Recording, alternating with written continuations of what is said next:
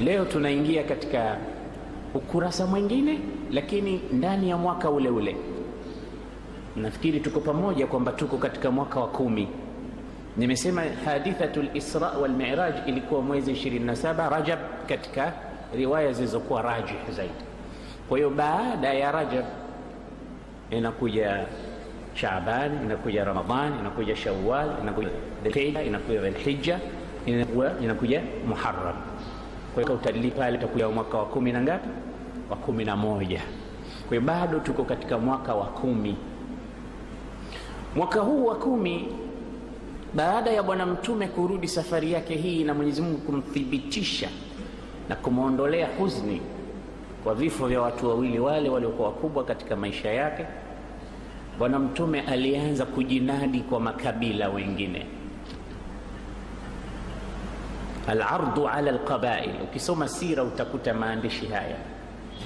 Aliamua Mtume kuachana na Makuraishi, kwa sababu mpaka sasa hivi walioamini ni wachache sana.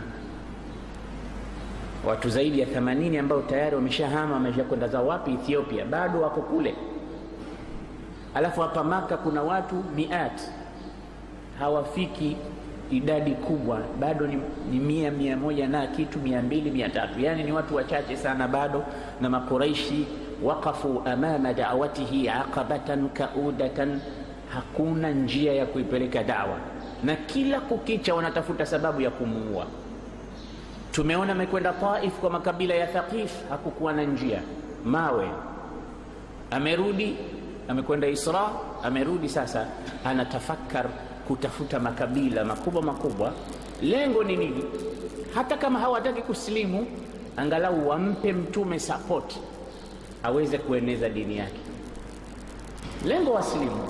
Lakini kama hawawezi, basi nipeni nafasi. Man yahmiluni, ni nani atakayenichukua ila qaumihi hatta uballigha risalata rabbi, anipe nguvu na support niweze kueneza dini ya Mola wangu.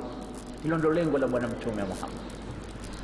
Sasa wakati wa mfungo 3 mwisho wa mwaka wa 10 kuna hija. Hii hija tunayokwenda hii, kutokea ushirikina upo, bado wanahiji, lakini mabadiliko alikuja kuyabadilisha Bwana Mtume Muhammad. Lakini hija ipo. Si mmeona wamekuja watu katika Safa na Marwa wakashangaa, kwa nini twende Safa na Marwa, kuna masanamu mawili pale? Walikuwa hija yao wanakwenda huko wanarudi kule. Allah akamwambia, la hijini, inna Safa wal Marwata min sha'airillah, faman hajja albayta aw i'tamara fala junaha alayhi an yatawafa bi. Kwa hiyo hija ilikuwepo, na Mtume alikuwa akichanganyika na watu ndani ya hija hii, anatafuta nafasi ya kupenyeza dawa zake. Tujisomeshe kutoka kwa Mtume kitu kimoja katika halaka hii au katika darsa ya leo, adamul yas. Mtume alikuwa hakati tamaa, ana muthabara, ana strike katika jambo na harudi nyuma, hakati tamaa. Ashapigwa, ashakataliwa, ashazomewa, ashafanywa kila aina ya mambo, lakini lam yaias, hakukata tamaa. Sasa anajua watu watakusanyika kutoka katika kila pembe ya kisiwa cha Jaziratul Arabia. Makuraishi wamenikataa, lakini fursa nyingine ya kujinadi kwa makabila mwingine. Mtume sallallahu alaihi wasallam akaanza kupoint kabila ndani ya siku 10 zile za hija zile. Ndani ya siku 10, tizama, Mtume alikwenda kwa makabila 26 ndani ya siku 10 tu zile za hija zile. Mtume aligonga milango ya makabila 26, na sana ilikuwa ni katika zile nyakati za Mina. Siku ya 8 ile mahujaji huwa wanaondoka wote, wanakwenda zao sehemu inaitwa Mina.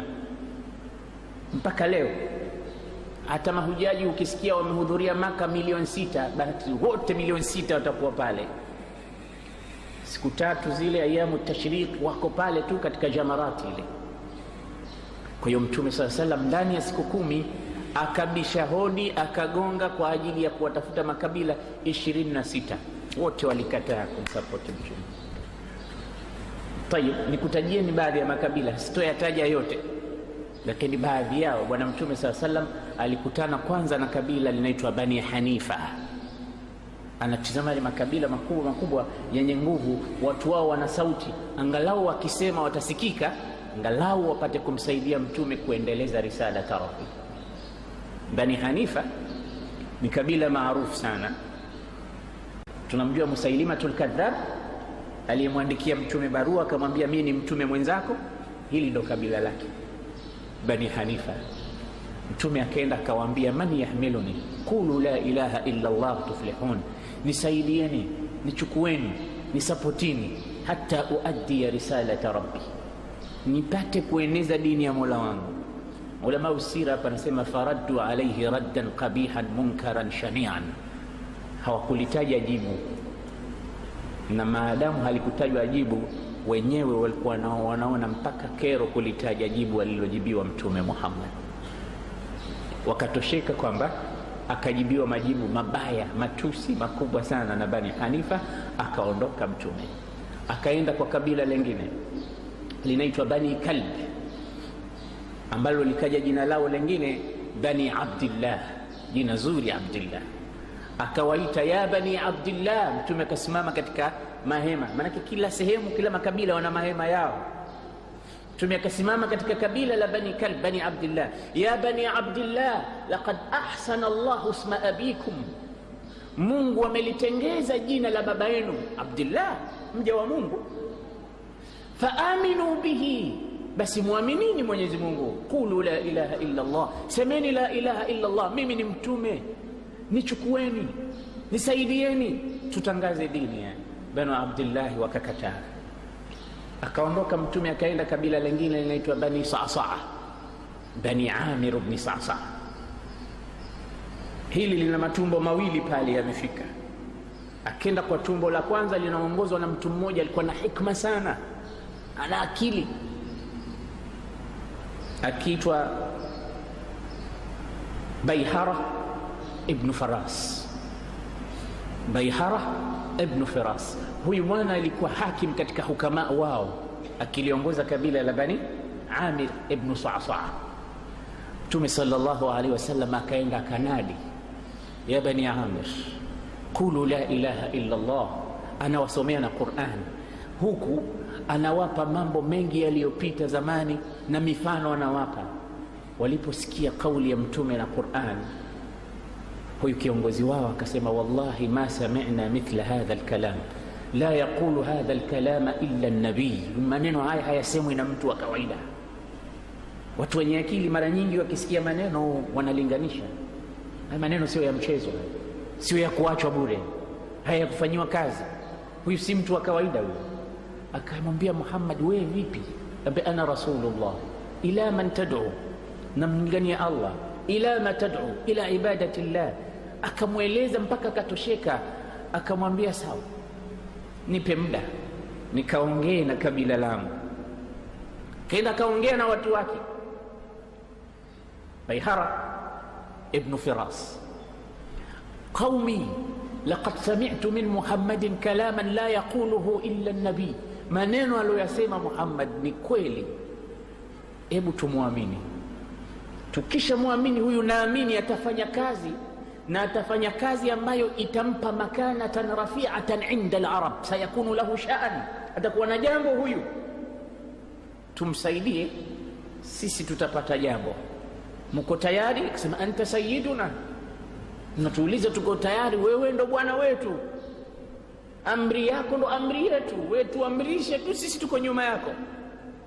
Kama kumwamini Muhammad tutamwamini. Akamwambia basi subirini. Akarudi tena kwa Muhammad, ya Muhammad araaita in amanna bik wa saddaqnak wa adharaka Allahu ala amrik ayakunu al-amru lana min ba'dik. Sasa namuuliza Muhammad, niambie, mimi ndo sayyidu Quraish, ndo sayyidu Bani Amir ibn Sa'sa'a, vipi kama tutakuamini wewe ni mtume kweli, tukakusapoti, jambo lako likaenea, ukashinda, baadaye ukapata mambo unayoyataka, tutakapokuamini ili jambo lako hili, baada ya wewe kufa, sisi tutapata nini? Nataka nijue hapo kwanza. Mimi nitawakonvinsi watu wangu mpaka wakuamini, lakini uridu an yakuna hadha al-amr li min ba'dik, nataka ukiondoka we duniani nije mimi nafasi yako. Unaona tamaa ikamwingia. Unasemaje Muhammad? Akamwambia hadha al-amru lillah yada'uhu fi ibadihi liman yasha, haya mambo si yangu mimi, huu si ufalme kwamba utakuja kurithi, Mungu anampa anayemtaka. Yule akamwambia anada'u nuhurana fi suyufi al-arab thumma yakunu al-amru li ghayrina min ba'dik, ina maana unataka tuache shingo zetu katika panga za Waarabu, alafu wewe ukishinda hili jambo liende kwa mtu mwingine? Wallahi la naf'alu hadha abadan, nenda zako, hatukuamini. Dunia. Bwana Mtume SAW alikuwa na tamaa hawa watamsapoti, lakini kiongozi wao akawapotezea fursa adhima, wallahi fursa kubwa sana, fursa walioipata watu wa Madina karibu waipate hawa watu. Maana ilikuwa ni green light tu, wamwambie Muhammad tayari tumekusupport, tuko pamoja na wewe, wamekuacha Makuraish, si tutakusaidia. Wallahi hawa ndo wangeitwa Ansar, hawa Bani Sa'sa, wakaipoteza fursa ya kuitwa nani? Ansar. Mtume akaenda kwa tumbo lingine la Bani Sa'sa, kiongozi wao akiitwa Bakra ibn Qais, akaingia katika mahema yao. Adamul Yas, mtizameni Mtume ndugu zangu, anakataliwa huku anakwenda kule. Ma taraka baban lid'wa illa walaja, hakuacha mlango wa dawa, aliugonga Mtume sallallahu alaihi wasallam. Akaingia katika mahema yao, akawaambia maneno kama yale yale aliyowaambia wengine. Hakumkuta kiongozi wao mkuu anaitwa Bakra ibn Qaisi yupo mbali kidogo, akawakuta vijana wake, akaongea nao. Wale vijana wakapata maneno mantiki, wakamwambia sisi tuko pamoja na wewe Muhammad, haya maneno unayozungumza hayazungumzi isipokuwa mtu aliyetimia akili na mwenye hikma na ambaye ametumwa, muttafiqin, tuko tayari. Mtume akawa na furaha kwamba hapa mtapata ninalolitaka. Baada ya muda mchache akaingia kiongozi wao Bakra, akamwona Mtume Muhammad, man hadha, nani huyu? Akamwambia Muhammad ibn Abdullah al-Qurashi, huyu ni Muhammad ibn Abdullah Quraishi wa hapa Makka. Sama lahu bikum, ma bikum bihi, kuna nini? Mbona yuko pamoja nanyi? Mnaongea nini? Mnaongea nini? Kuna nini? Kiongozi wao sasa akamwambia innahu yaz'um bi annahu nabii. Tizama, innahu yaz'um, huyu anadai kwamba yeye ni mtume, amekuja hapa ametuambia tumsaidie, tumpe support ili apate kuendesha mambo yake, dini yake. Sisi tumekubaliana naye. Sasa waihakum, mnakubali vipi jambo ambalo huyu mtu hamjui kwamba kakataliwa na watu wake wote? Wallahi ma raaitu qauman yarji'una min Mina bisharrin mimma tarji'una bihi antum. Sikiliza maneno mabaya, hakuna watu watakaoondoka Mina na jambo ovu kwa usiku wa leo kama nyinyi mtakaoondoka eti mmemwamini huyu mtu. Acheni mambo hayo, fikra ondoeni hizo. Kisha yule bwana akamnyoshia Mtume kidole, ya fata intaliq ila ahlik, ya fata, angalia kijana. Mtume sio kijana, lakini dharau ile. Kijana wewe, nenda kwa watu wako, intaliq ila ahlik, nenda kwa watu wako, nenda kwa watu wako, nisikuone hapa. Bwana Mtume sallallahu alaihi wasallam anadhalilishwa, akanyanyuka Rasulullah, akaondoka, anakwenda zake kwenye ngamia wake. Amepanda yule ngamia, hajaondoka vizuri, yule bwana akaja na hirba kama mkuki, akamchoma ngamia akaruka, na Mtume yuko juu. Mtume akadondoka sallallahu alaihi wasallam, akaanguka chini kabisa. Yule jamaa akapasuka kwa kucheka, baba yake anamfanyia. Bwana Mtume sallallahu alaihi wasallam ameanguka, akatokezea mwanamke katika kabila la Bani Amir hao, ya Bani Amir, ananaji mwanamke, ya Bani Amir wala amira lakum. Yani maana ya Amir ni kama kuamirisha, kujenga nini, ndo ya bani Amir, bani Amir, wala amira lakum, wala hamna moja mnalolienga nyinyi, uharibifu wakum.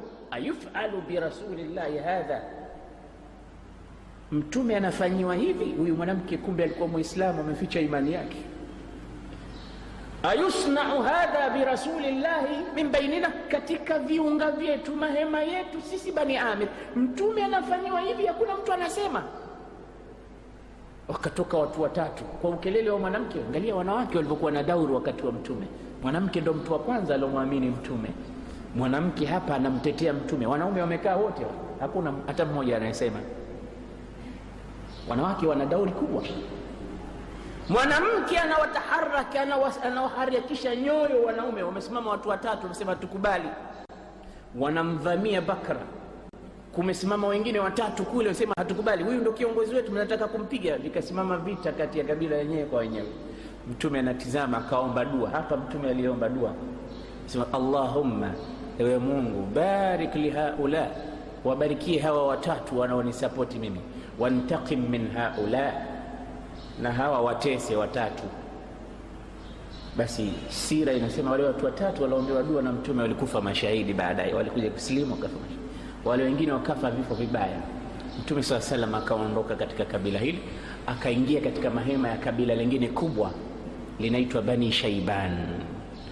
Hii Bani Shaiban ni kabila linakaa huko mbali, jirani na Mafursi, watu wa Kisra hao, mpaka wamekuwa khulafaahum, majirani zao, na wana uelewano mkubwa sana nao. Bani Shaiban, ala fikra, Sayyidina Abu Bakari katika ilmu hii ya kujua makabila na nasaba alikuwa ndo mwenyewe. Ulikuwa ukimwambia tu jina la babako, basi anakutajia nasaba yako mpaka mwisho, Abu Bakar as-Siddiq. Kwa hiyo ilikuwa ni kama specialisti wa bwana mtume kumweleza habari ya makabila, yuko pamoja naye. Allahu akbar. Waislamu walikuwa well organized kutoka wakati huo. Uislamu ni kila kitu. Yani nyumba za Waislamu zamani zilikuwa zinajulikana kwa shiari zao, usafi wao. Wanasema watu walipoingia Portugal, Spain, hii ilikuwa ikiitwa Andalus. Andalus maana yake ni Spain pamoja na Portugal, yani Portugal zote ile ilikuwa ikiitwa Andalus, na Uislamu ulihukumu kule miaka 800. Walipokuja watu walikuwa wakitofautisha kati ya nyumba ya Muislamu na asiyekuwa Muislamu, wakiingia vyooni tu na katika sehemu za kujisaidia. Ulikuwa ukiona usafi wa hali ya juu katika nyumba za Waislamu. Zile nyumba zilizokuwa za Waislamu, uchafu kila mahali. Uislamu wenyewe kwa wenyewe unajieleza. Basi Mtume Muhammad akaenda kwa kabila hili. Sayyidina Abu Bakar akamwambia Rasulullah, inna hadhihi alqabila, hili kabila Shiban, qabilatun azima, ni kabila kubwa sana. Lau wataamua kutuunga mkono na kutusilimu, sayuizzuna Allah, Mungu atatupa izza na Mungu atatujalia, tutafanya jambo, athari itakuwa kubwa, twende tukaongee nao. Mtume akaingia katika kabila hili, akakutana na watu watatu miongoni mwa viongozi wa kabila hili. Mmoja kati ya hao watu watatu akiitwa Muthanna ibn al-Haritha. Hili jina lihifadhini katika historia ya Kiislamu, lina mambo makubwa. Muthanna ibn al-Haritha ash-Shaybani. Huyu Muthanna, wakati mtume ameingia pale, ikabidi wampige maswali mengi sana. Vipi umekuwa mtume? Unalingania juu ya nini? Chupe baadhi ya mambo ambayo unalingania. Mtume akawa anawasomea Qur'an. Miongoni mwa aya alizowasomea ni aya za kuhusu mayatima, wala taakulu amwala liyatama, aya ambazo zinaamrisha uadilifu. Inna Allaha ya'muru bil adli wal ihsani wa ita'i dhil qurba wa yanha 'anil fahsha'i wal munkari wal baghi ya'idhukum la'allakum tadhakkarun. Hizi zote akawasomea, wale kusema kalam mantiki. Sasa vipi unataka kutoka kwetu? Nasema uridukum an tamna'uni, nataka nyinyi muwe pamoja nami katika hili jambo, niamini, munichukue, munisaidie. Quraish wamenikataa, tupate kufanya kazi pamoja. Wakamwambia, sisi tunaweza tukakusaidia juu ya hawa Waarabu wenzetu, lakini usije ukatuambia chochote kuhusu wale Mafursi tunaokaa nao kule. Wale pia hawendi sambamba na mtizamo wako wewe. Wewe utawapigia vita wale, na sisi hatutaki. Wale ni khulafauna, ni marafiki zetu, watu wetu wa karibu. Kwa hiyo kuwapiga vita hawa watu wengine tuko tayari, na kukusapoti juu yao tuko tayari, lakini kwa wale wengine hatuko tayari.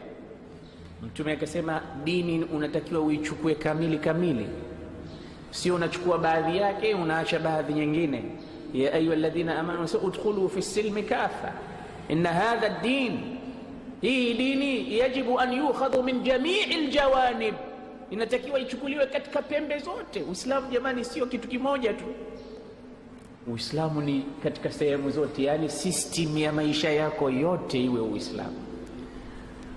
Hawa nao pia Mtume akawaacha baada ya kuona na wao msimamo wao ni nusu, wanataka kuwa nusu Uislamu nusu nje ya Uislamu. Mtume akaachana nao, lakini walijuta. Muthanna ibn al-Haritha, baada ya muda huko kulizuka vita kule baina yao na Mafursi. Hapo Mtume kishakufa zamani, ni katika utawala wa Sayyiduna Abdullahi Abu Bakr as-Siddiq radhiyallahu anhu. Alikuja kusilimu Muthanna ibn al-Haritha, baadaye tena hakumuona Mtume katika Uislamu wake. Na mtu ambaye amesilimu Mtume hakuonana naye haitwi sahaba. Yani sahaba ni mtu ambaye amesilimu na akamuona Mtume, anaitwa nani? Sahaba. Lakini alislimu hata kama ni katika zama za Mtume, lakini hakuonana na Mtume, haitwi nani? Sahaba. Haina ile suhba. Kama mfano Najashi hakuja kuonana na bwana Mtume Muhammad sallallahu alaihi wasallam, hakupata suhba, hakuwa sahaba. Na Muthanna ibn al-Harith alimuona Mtume lakini hakusilimu alipoonana na Mtume. Alikuja kusilimu baadaye, hakuonana tena na Mtume, hakusubiana tena na Mtume, kwa hiyo akawa katika tabi'in. Sasa wakati Abu Bakr as-Siddiq anatuma majeshi kwenda kuwapiga na Wafursi na nini, akasikia kuna kikosi kimoja hicho hatari kimepiga vita Mafursi wote, kimevunja, kimeingia katika kila sehemu, kimefuata futuhati al-islamia, kinaongozwa na kijana anaitwa nani? Muthanna ibn al-Haritha ash-Shaybani. Abu Bakr akasema, huyu kijana mbona anafanya mambo mimi sijawahi kuyasikia, hebu mleteni nimuone nani huyu. Akaletwa. Alipoletwa akamwambia, lau raaka rasulullah la fariha bik, kwa kazi unayoifanya kijana wewe, wallahi angekuona Mtume angekufurahia, angefurahi nawe. Akamuuliza, wewe unikumbuke Abu Bakr? Akamwambia, wewe ana Muthanna ibn al-Haritha, unakumbuka ulipokuja wewe na Mtume katika mahema yetu siku ile mwaka wa 10? Anamkumbusha sasa. Hapo Mtume ameshakufa, Abu Bakr ndio miaka imepita, mwaka wa 10. Angalia Mtume hapa bado hijra imechukua miaka mingapi? Maana hapa mwaka wa 3, mwaka wa 10 Waislamu watakaa miaka mitatu, baadaye ndo wahame waende zao wapi? Madina. Na Mtume atakaa tena miaka Madina, ndo baadaye atakuja kufa huko, miaka bado. Kwa hiyo muda mrefu umechukua. Hii yote maana yake nini? Ukipata fursa nzuri usije ukachelewa. Muthanna alipata fursa ya kuitwa sahaba, hakuitumia vizuri. Anamwambia, unakumbuka Abu Bakr akakuja siku ile ukasema mnaogopea ndugu zenu Mafursi? Tizama, Muthanna akalia, asema, la adri madha aqulu li rasulillahi yawm alqiyama, sijui nitakwenda kumwambia nini Mtume siku ya Kiyama, nimekosa usahaba. Majuto, najuta, bora ningesema siku ile la ilaha illa Allah, watu wengi wamenipita, wamepata fadla. Basi akamwambia, wallahi law raaka rasulullah la ahabbak, Mtume angekuona angekupenda. Muthanna kutokea wakati huo ana mambo mengine tutakuja kuyataja huko tukipata fursa katika mayadinul qitali wal jihad. Rasulullah sallallahu alayhi wasallam akaendelea kujinadi na kuwaambia makabila maneno kama tulivyozungumza. Akafika sehemu makabila hawa wote wakamkataa, hakupata hata kabila lililompokea sallallahu alayhi wasallam. Ikawa anapita katika soko tatu hizi, soko Ukadh, kuna soko linaitwa Ukadh, kuna soko Dhimajanna, kuna soko inaitwa Mijanna, kuna soko inaitwa Dhil Majaz. Zote hizi alikuwa akizipita Mtume. Angalia mpaka sokoni Mtume anasimama ananadi, qulu la ilaha illa Allah tuflihun, semeni la ilaha illa Allah mtafaulu. Ikafika mahali hata mtu mmoja mmoja alikuwa hampi fursa Mtume, anaongea nao. Akampata bwana mmoja anaitwa Abu Rukana. Abu Rukana alikuwa ni mmoja katika mibabe ya Kiarabu. na alikuwa ni maarufu kwa musara, yani wrestling, kama vile mnavyoona wanavyoangushana watu judo na miereka. Tena min tarazi al-awwal, katika watu hawashindiki hawa. Akamwita Mtume katika Uislamu, Rukana, silimu wewe. Akamwambia, nakupa sharti kijana, ukinidondosha chini nitasilimu, mimi ndo mtu wa kupigana miereka. Kama uko tayari, mimi na wewe challenge. Naye Mtume sallallahu alaihi wasallam anaambiwa sharti ya mimi nislimu, uniangushe. Mtume sallallahu alaihi wasallam akasemaje? Akasema sawa, muafiki, niko tayari. Watu wengine wanafikiria Mtume alikuwa akiitwa katika vitu, sasa mimi kazi yangu kusali tu. Hamna, sio kazi yake kusali tu. Anasema unataka vita, niko tayari. Naam. Wrestling, naam, wrestling pamoja naye. Uko tayari? Mtume akaingia na Abu Rukana, watu wote wakashangaa, huyu mtu huyu anaenda kupigana na mbabe yule ambaye maarufu kwa kuangusha watu. Ndugu zangu, mtashangaa, lahadhati ndogo tu Mtume alimwangusha Abu Rukana, tena chini kabisa, mgongo ukaanguka katika ardhi. Abu Rukana akasema la, alikuwa sijajiandaa, njoo tena mara ya pili. Akasema mara ya pili, Mtume akamdondosha kwa mara ya pili. Mtume wetu alikuwa mpaka boxing anajua, sio mtu alikuwa kazi yake yeye anakaa eti asome Qur'ani tu, awaambie watu swala tu, na alikuwa physical fit. Majabali anapanda, anashuka, anakwenda, hachoki Rasulullah sallallahu alaihi wasallam. Nyinyi mnapokwenda vijana mkabeba katika gym nini, viazi vikatuna na vifua nini, lakini msikabe watu tu, lakini tunatakiwa hayo mambo yafanyike. Uwe physical fit kama kijana, usiwe mchovu. Mtume anasema almu'minu alqawi khairun wa ahabbu ila Allah min almu'min aldha'if. Muislamu aliye na nguvu ni bora na ni mzuri kwa Allah kuliko muislamu dhaifu. Nguvu hizo ni nguvu za iman, nguvu za kiwiliwili, nguvu za fikra, nguvu za kila kitu. Unatakiwa uwe na nguvu. Mtume sallallahu alaihi wasallam hata katika wrestling akaingia, akamdondosha Abu Rukana mara 3. Abu Rukana akashikwa na haya, hata kusilimu hakutaki tena, akaondoka. Mtu kama huyu ananipiga mimi, nishaangusha watu wangapi? Mtume sallallahu alaihi wasallam akakutana na bwana mmoja anaitwa Suwaid ibn Samit. Suwaid ibn Samit alikuwa katika watu wanaoelezea watu visa vya zamani vya watu wa hikma kama Luqmanul Hakim. Akamwambia, nisikilize na maneno nataka nikuambia ewe Suwaid. Suwaid akasema, la uridu an asma, sitaki kusikia kitu chochote, mimi na shughuli zangu nyingi. Mara ya kwanza Mtume anamwambia mtu nisikilize, mtu anakataa kumsikiliza. Akamwambia, una maneno gani? Naomba nisikilize. Mtume anasema la, Suwaid anasema la, siwezi kusikiliza. Kama ni maneno mimi ninayo mazuri kuliko yako. Maana ni mtu wa hikma hiyo. Kwa hiyo mimi ninayo maneno, ana indi ahsan kalam min kalamik. Una maneno mazuri? Mtume akashtuka. Una maneno mazuri unaweza kuniambia? Anambia naam. Akasema isma. Anasema qul asma, hebu sema maneno yako mazuri nisikie.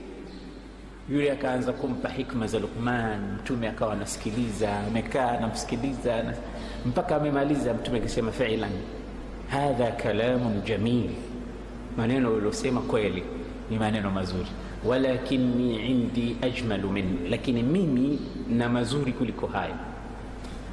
Yule mtu sasa alipoona na yeye alipomwambia nisikilize, Mtume alisikiliza na akamwambia, basi qul wa ana asma, sasa na wewe sema, sasa nikusikilize.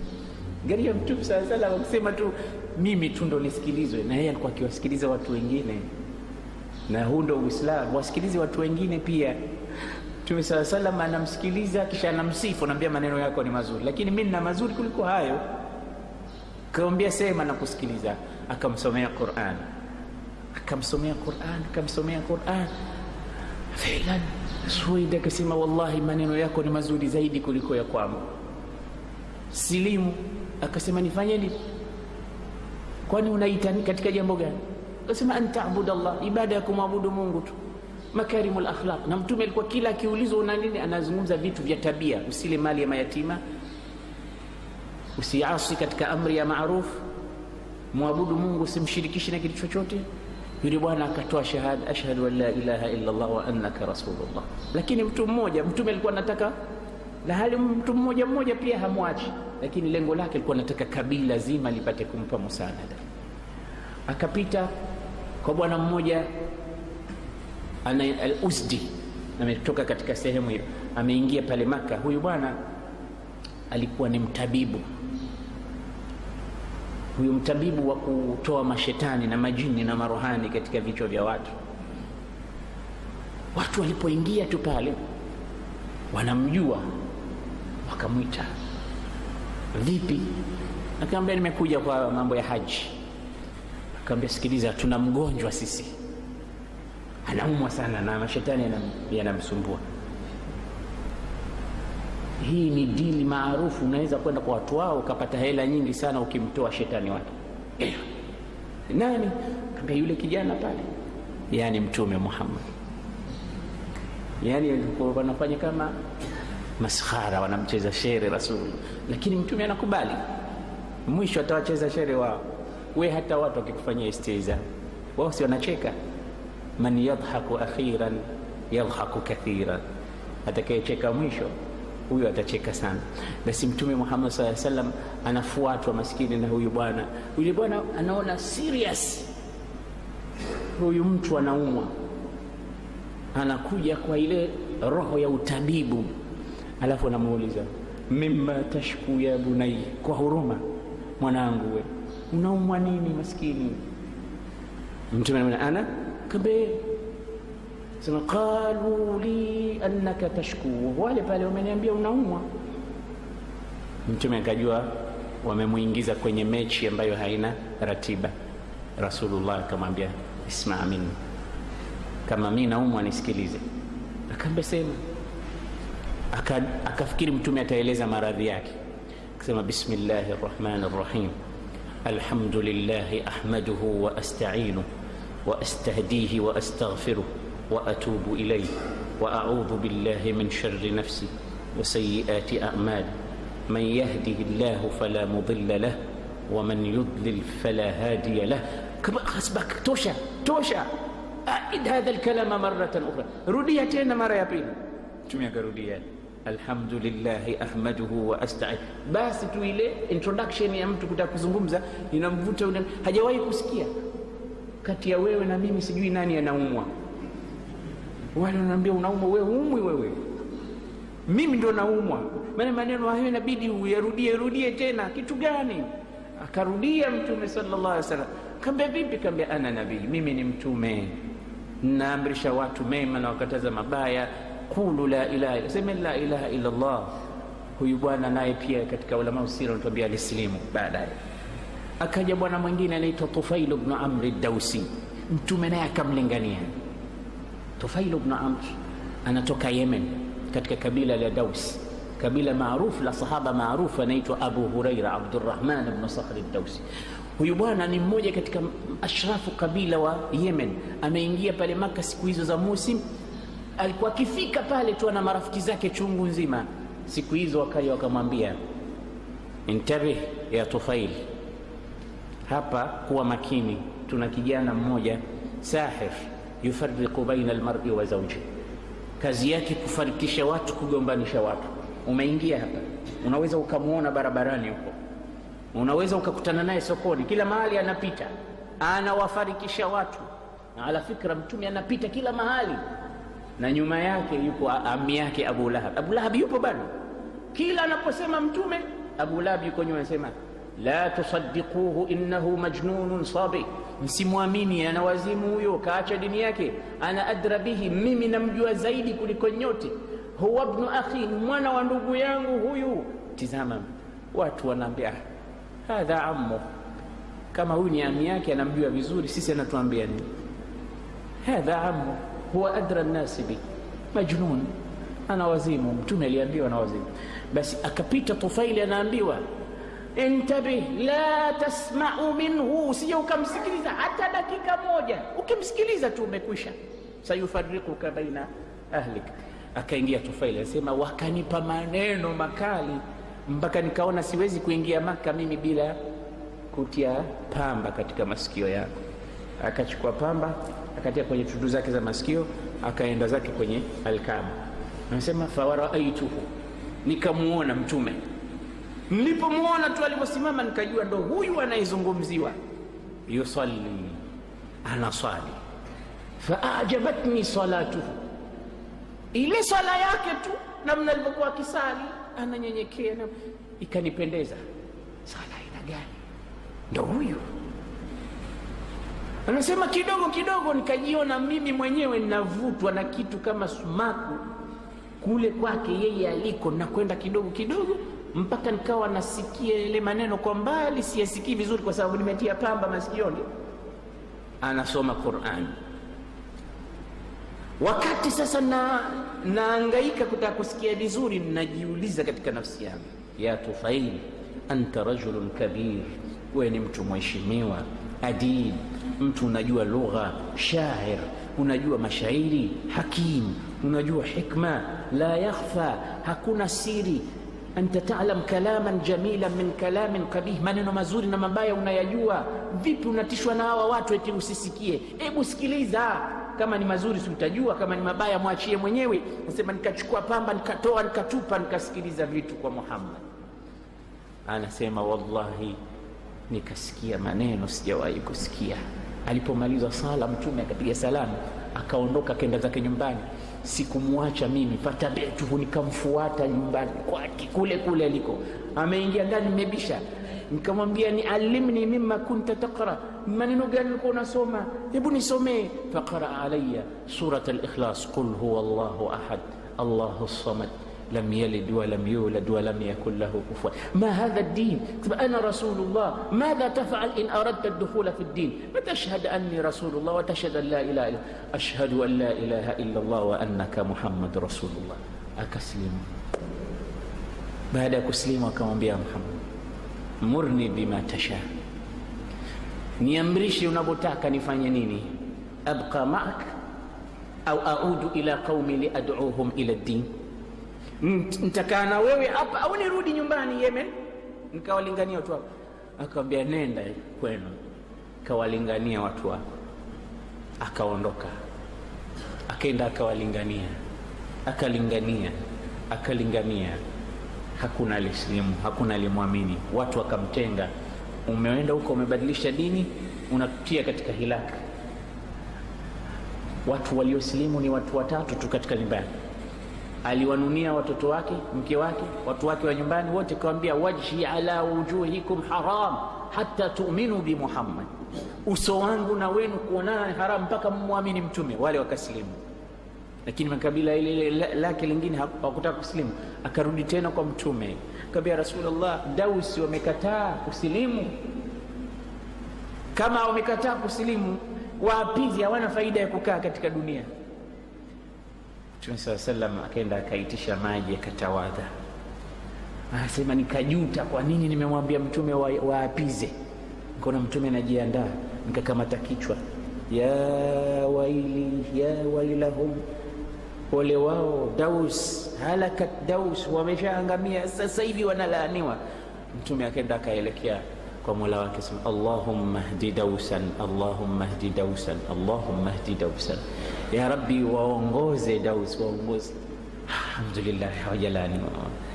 Sasa irji ilayhim, rudi tena kwao, rudi. Sema nijalie nipate dalili ambayo wakiiona watajua kwamba kweli mimi nimetoka kwako. Akamwambia nenda, Mungu atakupa dalili. Njiani Mwenyezi Mungu akamjalia yule bwana akawa na kama tochi katika kipaji chake cha uso, ikawa kuna ng'ara kupitia katika kipaji chake cha nuru. Nasema hii ndio dalili Mungu amenijalia. Lakini nasema iko usoni hapa, watu wataniambia kwa sababu nimesilimu, nimeanza kutisha, nimekuwa mwanga. Ya Rabbi, ibadilisha itoke hapa ije katika bakora yangu. Ikatoka ile nuru ikaja katika fimbo yake alikuwa nayo. Basi yuko katika majabali anashusha ile, watu wanaona kwa mbali nuru inakuja. Alipokuja akawaita, ana kharajtu min indi rajulin adhim min Muhammad, metoka Muhammad. Wale wakasema sisi tumeshatambua, nyoyo zetu zimeshalainika, sote tumeshaslimu. Wakaingia katika Uislamu. Daus, kabila la Abi Huraira, na miongoni mwa walioslimu ni Saidina Abu Huraira radhiyallahu anhu. Wote wakaslimu Daus. Mtume sallallahu alaihi wasallam akaendelea kuwaita Waislamu, kuwaita watu wa makabila mbalimbali katika dini. Ndugu zangu, wakati Bwana Mtume sallallahu alayhi wasallam yuko pale Maka katika siku 10 zile, alipita katika Jamratul Aqaba.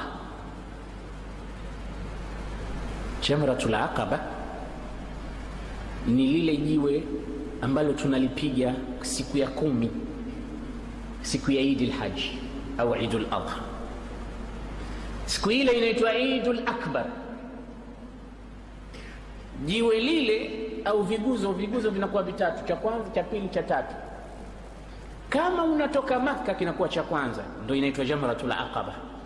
Kama unatoka Mina inakuwa cha tatu, maana cha mwisho. Sisi Waswahili tukile kule tunamuita shetani mkubwa. Pale ndo tunapiga vijiwe 7 ile siku ya 10 ya Dhulhijja. Sasa pale pembeni kuna mahali pale pana msikiti mpaka leo upo, inaitwa Masjidul Bay'a, pembeni tu mwa Jamratul Aqaba. Pale ndo mara nyingi Mtume SAW na watu wengine wanakaa wananyoa nini zao nywele katika ibada zake. Pale wakati wananyoa, Bwana Mtume SAW alikutana na kundi la vijana wa Kikhazraj kutoka Madina. Hili kundi lilikuwa la watu 6 likiongozwa na kijana anaitwa Asad ibn Zurara. Akawauliza, man antum, natoka wapi? Nahnu min al-Madina, min al-Aus, sisi tunatoka Madina, watu wa Aus. Hal jalastum wa ukallimukum, nipeni fursa, hamkai chini nikaongea pamoja nanyi? Akasema naam, tuko tayari. Qul nasma, sema tutakusikiliza. Mtume sallallahu alayhi wasallam akawaambia, mimi ni mtume na naomba munikubali ili nipate kuendeleza risalatu rabbi biduni ana wala shida. Wale vijana kuambiwa maneno yale tu, pale pale wakatizamana kana kwamba hizi habari sio ngeni kwetu. Nadhara ba'dhum ila ba'd, kila mmoja anamtizama mwenzake. Huko Madina wakati huo kunaishi makabila mawili makubwa, inaitwa Aus na Khazraj. Khazraj wengine ndo hawa walikutana na Mtume. Aus na Khazraj ni makabila ambayo yalikuwa yanaishi katikati ya makabila matatu ya Kiyahudi Madina huko. Wakati huo Madina inaitwa Yathrib. Yahudi Bani Nadir, Yahudi Bani Qainuqa, Yahudi Bani Quraidha. Mayahudi ni watu educated kutokea wakati huo, alafu wako katika financial stability yao, mali wanazo. Mahala popote wanapofika Mayahudi kutokea zamani, wanahakikisha wanakamata baadhi ya mambo yanayonyanyua watu kimaisha. Kila kitu wanahakikisha wanakikamata wao mpaka leo. Sasa walipofika Madina, Mayahudi walikamata wakawa watu wa biashara, mitende, nini, kila aina. Sasa tabu kubwa walikuwa wakiipata kutoka kwa Waarabu hawa, makabila haya mawili ya Aus na Khazraj. Waliamua kuwafitinisha maskini, wakafitinika. Ikawa Aus na Khazraj hawaishi kupigana, wao wanasimama kule pembeni wanawacheka tu. Na siasa hii mpaka leo, na ndio siasa kila mahali inaitwa farriq tasud, divide and rule, yani wafarikishe, wagawe ili upate kuwatawala. Anakwenda kwa huyu anamwambia huyu usimwamini, huyu si mtu mzuri huyu. Alafu kitoka kwa huyu anakwenda kwa huyu, kaniambia mimi juzi tulikuwa pamoja, anasema anacheka na wewe hapa tu, lakini huko anakuchukia kwa na kikupatia nafasi anakumaliza. Anaenda kwa huyu anamwambia hivi, anaenda kwa huyu, alafu wale wawili maskini wanakutana wanapigana, yeye anawaendesha. Siasa hizi ndizo zinazotumika leo katika ulimwengu, mpaka katika miji yetu. Baadhi ya watu maskini hawajui kama wanapiganishwa. wanapiganishwa na ndugu zao, wanapiganishwa na jamaa zao, wanapiganishwa na watu wao. Imefika mahali watu wanachukiana, chuki kubwa haijulikani inatoka wapi. Kuna nini? Fitna. Na kila moto ukitaka kuzima wanahakikisha unawaka. Sayyidina Uthman alipouawa mwaka wa 35 Hijria, mwaka wa 35 ndio mwaka wa fitna. Watu wakaanza kumtuhumu Uthman ibn Affan na mambo makubwa makubwa. Kwanza anakula mali za watu. Khalifa wa Mtume anakula pesa, anakula mali. Vipi atakula mali za Waislamu? Kisha anatumia cheo vibaya, madaraka. Anawachukua ndugu zake ndio anawaweka ndo magavana na makabila yake. Muawiya ibn Abi Sufyan kabila lake, kabila la Uthman ibn Affan, amemweka Sham, na wengine ameweka Misri, na wengine ameweka Iraq, na wengine ameweka Maka, wengine ameweka wapi. Vipi anachukua jamaa zake ndio anawaweka katika. Kisha huyu anakwenda kinyume na sunna za bwana Mtume Muhammad. Yani mambo mengi ukiyasoma yote na Uthman ibn Affan, na yote aliwajibu, yote aliwajibu. Kaambia suala la mali, mimi sichukui mali za Waislamu. Vipi nitakula mali za Waislamu?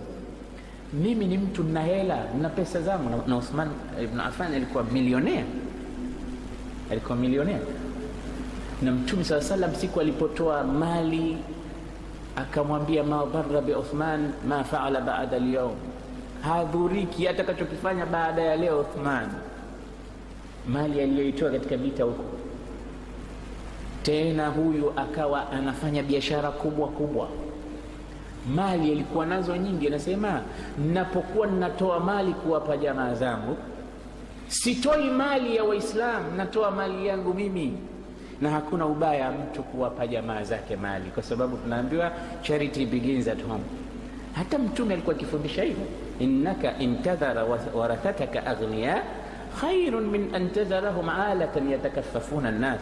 Kuacha jamaa zako wana mali ni bora kuliko kuacha mafukara wanaomba. Sasa wasaidiwe na nani kama si mimi? Lazima niunge koo. Sasa mimi nawapa hawa kutoka katika mali yangu. Lakini wakamwingiza katika fitna kwamba anatumia mali za Waislamu. Ama kuhusu hao mnaosema kwamba ni viongozi nimewaweka mimi sijawaweka mimi. Na kwa hakika Muawiya ibn Abi Sufyan alikuwa mtawala Damashq hata kabla ya Sayyidina Uthman. Sasa kaekwa na Uthman vipi? Yeye alipokuja kambakisha tu pale pale, kaekwa na aliyepita na wengineo hivyo hivyo. Zote hoja zao zote alizivunja Sayyidina Uthman, akawaeleza ukweli. Lakini fitna ikishaamka haina macho. Wakaungana watu, kundi kutoka huku, kundi kutoka kule, wakaja wakavamia mji wa Madina wote. Tunataka tumuondoe Uthman, hafai.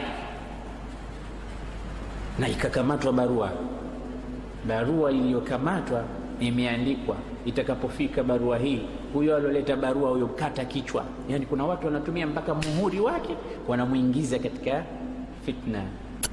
Mbona barua hiyo umeandika? Sijaandika barua. Nani ameandika? Hajulikani nani aliandika. Fitna ilikuwa mbaya hapa, na Mtume alimtabiria umetajia wakati utakuwa na fitna. Mmoja Mtume amebandika lango Abu Bakr Siddiq, akamtuma mfunguaji, kamfungulie na ufungulie tubashirie pepo. Akaenda kumfungulia, akamwambia Mtume nakubashiria pepo. Hajajua ni nani wala mtu. Kamwambia mfungulie pepo. Abu Bakr kagonga tena mlango, kaja kambe na huyo mfungulie mbashie pepo. Kumbe Sayyidina Umar kaja na mwingine watatu, kumwambia mfungulie pepo, lakini haitafuta. Bashir bil janna ala balwasi, lakini balaa itamkuta na mitihani itakuta. Yani ilimkuta Sayyidina Umar, alifatwa kibaya, alimel watu mpaka wakawa wanachukua mawe wanapiga katika nyumba yake. Anakuwa mawe, anapolewa kwa mawe. Khalifa anafungulisha, anatazama, limadha tarmun shul hijab, piga mawe. Wakajibu, ndo Waislamu hajiita, ma ramainaka ya Uthman inma alladhi Allah, hatuja kupiga mawe, aliyekupiga ni Mungu, unapigwa na Mungu. Sayyidina Uthman ndo ajibu, law al-iman Allah ma akhtani, ilikuwa aliyekuwa mawe singenikosa. Lakini mawe yeye yanaingia tu katika nyumba, si Mungu. Mungu hakosi target yake, nyinyi ndio napiga mawe. Wakaizunguka akahitaji mpaka maji ya kunywa, kwa kiwa maji yasipelekwe nyumbani kwake, pamoja kwamba kisima cha tamu kilikuwa cha Myahudi. Mtume akina nani atakayekinua faidike naye? Atoa yeye Uthman ibn Affan. Yeye alionunua kisima chake, Uthman ibn Affan alikatazwa kunywa maji. Yeye tunajivyokuwa akafika mahali amefunga siku hiyo, watu wakaja pale wakaparamia nyumbani kwake, wakaingia mpaka room kwake na upanga, enda ushanga kakinga mke wake mkono kakata, wakamkata Sheikh na Uthman ule upanga ukaweka kifua chake, alafu ulalia hivi ukatokezea na nyuma yake. Umeona kifo aina hiyo? Hizi ni hata mara nyingine naogopa kuzizungumza kwa sababu mwanamke yanasisimka. Misali ilivyokuwa na fitna inavyofanya na watu kama wa Kiislamu ambao wanaamua tu kuwavuruga watu na kuwapilisha na watu katika mpaka haijulikani itakuwa. Sasa tutakuzungumza hawa watu walijulikana baadaye, julikana fulani na ndio walioshiriki. Sasa kila watu wakisema tufike mahali na utulivu, chague ngozi afu wachukulie hatua, wao walikuwa hakikisha kwa watu hawatulii, kwa sababu wakitulia watu balaa kuja. Sasa fitna ikawa zinakuwa chain, nikitoka hili linaingia hili, kitoka hili kuna kidogo watu watakutana, wanahakikisha watu wasipatane. Ukipatana hawa sisi hapa ndo tutakuwa victim, tutakuwa hapo na dunia. Kwa hakikisheni moto na watu kuendelea tu. Waislamu wakapigana tena kwa fitna za kwa Mayahudi walikuwa wanawafitinisha Aus na Khazraj, siwe hawazuri hawa wanakuchekeni hawa hivi hawa vile hawa. Na kama hala ukiatika hii dunia utaziona fitna kama hizo. Kile Rwanda Burundi ukifika ukielezewa habari tutatoa machozi, yote ni fitna. Kwa nini wakae moja, watu wakawa wanafahamiana, kazungumza vitu vya wahala, kila mmoja akaishi kama na ndugu yake, na wote watu wamoja wameoana wameingiana. Hakika pale mtu akawa anamuua mamake, anamuua mke wake, anamuua mtu wake Adamu, kwa sababu tu ulaili huyu kabisa. Na mafunzo tumeyapata katika sira ya Bwana Mtume, kutasakar wala kulani sababu durusi ambazo tunapewa. Basi Mayahudi kila siku wanawazunguka, walikuwa kineno baadaye Mayahudi wanasema wallahi nyinyi Waarabu, wakati huu ni wakati wa mtume mpya, zake za kuletwa umefika. Tunaapa sisi akija tutaungana naye, tutamwamini mtume huu, wala nuqatilannakum, na tutakupigieni vita nyinyi. Mayahudi walikuwa na kweli, kwa sababu vitabu vya Taurat na Injili vilikuwa vinaeleza mtume fika, lakini kitu kimoja tu ambacho walikuwa hawajui mtume huyo atatoka wapi. Walikuwa wanajua tu ni katika kizazi kile kile cha Bani Israili. Falamma jaahum ma arafu kafaru bih, kitu walikijua lakini kilipowafikia walikufuru, kwa sababu hakuja katika koo zile zile za kwao za Bani Israili, kaja katika koo nyingine. Kwa hiyo hili jambo lilikuwa la kawaida kwa wa Aus na Khazraj kule Madina, wanatambua kwamba yupo mtume anakuja, na hili kila siku Mayahudi ikifika wakati wanawaambia. Kwa hiyo walikuwa na idea fulani kuhusu utume unakuja. Kwa hiyo mtume alipokaa na Aus na Khazraj akawaambia, ana nabiyun ana rasulullah hal minkum man yahmiluni ila qabilatihi hatta uaddi risalata rabbi, mimi mtume jamani, nisaidieni ili nipeleke risala ya Mola wangu, mtaniamini? Fanadhara ba'dhum ila ba'd, wakati zamana asema hadha huwa nabiyyu alladhi yatawa'adukum alyahud. Jamani, siye huyu, lakini yule ambaye Mayahudi kila siku wanatutisha naye. Mayahudi kila siku wanatuambia kwamba yuko mtume atakuja. Jamani, si huyu? Aminu bihi la yasbiqannakum ilayhi alyahud, tumwamini jamani, wasije wale wakatutangulia. Fursa yetu ya pekee hii. Na kule kulikuwa kuna vita vinaitwa Bu'ath, yaumu Bu'ath. Hivi vita vilikuwa vishawamaliza vigogo wa makabila mawili haya, Aus na Khazraj, wamekwisha wamebaki vijana tu. Vita usema mtume huyu tutaweza kumwamini, ataondoa zile chuki ambazo zinaendelea kule Yathrib, damu ile ambayo imemwagika muda mrefu, huyu atakwenda kutusaidia. Angalia Mungu anapoandaa mazingira. Miaka mitatu hapo kabla ya nini? Hijra ya kutoka Makka kwenda Madina. Yani wewe unafikiria Mungu amekuwa katili kiasi gani? Amwache tu mtume miaka 10 na anapigwa, anapata tabu, anapata shida. Uislamu ni dini ya mafunzo. Ndani kuna mafunzo, ndugu yangu. Hakuna kitu kinakuja tu hivi hivi sahali, kama halua unakula unajiramba basi nakwisha,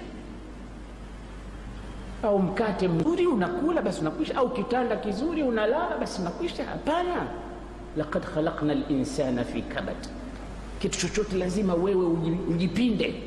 Nimetoa very good example hapa kwamba mtizameni mama Maryam, ni mjamzito, yuko katika uchungu wa kuzaa, hana chakula, anamwomba Mungu chakula, lakini Mungu kamwambia wahuzi ilaiki bijidhin nakhl, kitikise kigogo cha mtende, tusaqitu alayki rutaban janiya, zitadondoka tena. Hakumletea sahani akamwambia kula, akamwambia fanya juhudi kwanza. Pamoja na kwamba mjamzito, mimba hiyo imeshafika wakati wake, tikisa kigogo cha mtende ndio utapata kula. Sisi lazima tulifanyie kazi kila kitu, lazima tuhangaike. Dini tusimamishe kwa juhudi. Kama unataka kila kitu kije rahisi, haikuwa kwa mtume, itakuwa kwako wewe. Miaka mingapi imepita hapa, dhiki zote tulizozisimulia kutokea wakati wa darsa ya sira ya bwana mtume mpaka sasa hivi, bado mapambano yanaendelea. Hajahama mtume, yuko Maka, yuko Maka bwana mtume sallallahu alaihi wasallam. Makabila haya yote yalimkataa, lakini Khazraj wakamwambia mtume, ya Rasulullah, sisi tumeshakuamini, lakini tuache twende zetu Madina kwa jamaa zetu, tukaitoe habari hii kwa wazee wetu. Sisi ni kabila la Khazraj tu, lakini kuna wenzetu wa Aus na kuna vigogo katika kabila hili, tukawape habari hizi. Tunakuahidi mwakani hapa hapa Aqaba, mahala pazuri, mahujaji mkienda patizameni sana pale pale pale palipokuwa na shetani mkubwa, tunaita hivyo Jamratul Aqaba. Pale pale ni bid'a amtar, ni mita chache tu, mita chache tu. Na mara nyingi mimi nikifika Maka huwapa watu vitu kama hivi, basi wazee utaona wanalia, naambia pale ndipo alipokaa mtume sallallahu alaihi wasallam, akavoti watu, akavoti, akafanya hivi. Na laisa al-khabar kal-iyan, hakuna kitu kama kusikia au kuona mwenyewe kwa macho yako. Basi wakasema mwakani tutakuja hapa ya Rasulullah, tutakuja na watu wengine zaidi hapa, utusubiri hapa hapa. Mwaka ujao tutafanya renovation kubwa sana, tutafanya thaura, revolution kubwa sana katika maisha ya mwanadamu. Ikhwatal imani, mtume sallallahu alaihi wasallam tumwache amemaliza mazungumzo na vijana 6 wa Khazraj. Mwakani inshallah, sio mwakani katika sira, lakini inshallah wiki ijayo biidhnillah tutakuja sawiyan kuona kilichoendelea katika sira ya bwana mtume Muhammad sallallahu alaihi wasallam. اللهم بارك لنا فيما رزقتنا وقنا عذاب النار. ربنا زدنا علما وارزقنا فهما. ربنا أرنا الحق حقا وارزقنا اتباعه، وأرنا الباطل باطلا وارزقنا اجتنابه. يا حي يا قيوم برحمتك نستغيث ومن عذابك نستجير. واصلح لنا شؤوننا كلها ولا تكلنا إلى أنفسنا ولا إلى أحد من خلقك طرفة عين. صلى الله على نبينا محمد وعلى آله وصحبه وسلم، والحمد لله رب العالمين. السلام عليكم.